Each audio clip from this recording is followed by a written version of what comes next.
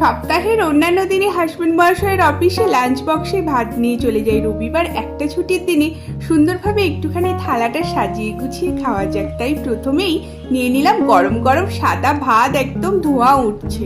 তার সাথে থালাতেই রাখলাম স্যালাড, গোল গোল করে শসা, 2 টুকরো পেঁয়াজ, আর তার সাথে 2 টুকরো গাজরও রাখলাম, আর 1 টুকরো পাতিলেবু রাখলাম ভাতের ওপর।